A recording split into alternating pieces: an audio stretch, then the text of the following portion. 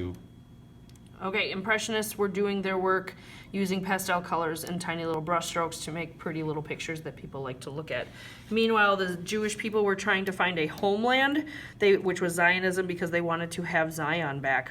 Theodor Herzl was a major proponent for that, as was Emile Zola. In 1888, we had the Berlin Conference that was done by Otto von Bismarck, and which started the scramble for Africa, where we wanted Europe wanted to basically settle Africa, to bring Europeanism to them. We also had spheres of influence begin, where we wanted to impact Japan and China by trading with them. America was also starting to get involved with this. It was supposed to bring great things like assimilation, where the world comes together, but it really brought bad things like racism.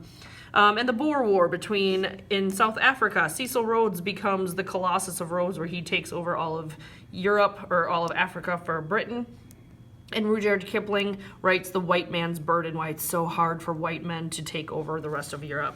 Meanwhile, we have the Christian Democratic Party coming about in Germany.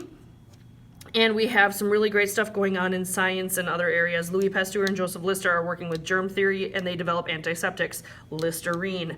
We have a lot of other scientific guys, Gregor Mendel, Edward Jenner, Carl Jung with sociology, Freud, and psychology. Auguste Comte goes along with both of these guys. Friedrich Nietzsche says that God is dead. Charles Darwin says that we evolve from animals, which gives us social Darwinism, the strong take over the weak. We also have other scientists, Albert Einstein, Max Planck, and Marie Curie, doing scientific stuff that I just don't understand.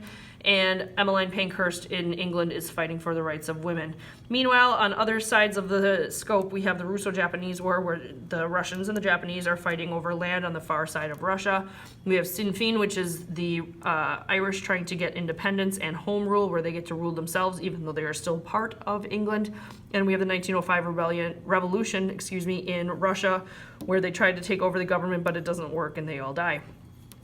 In art, we have modernism, where things are just becoming more modern, and we have cubism, which is art is done in tiny little squares.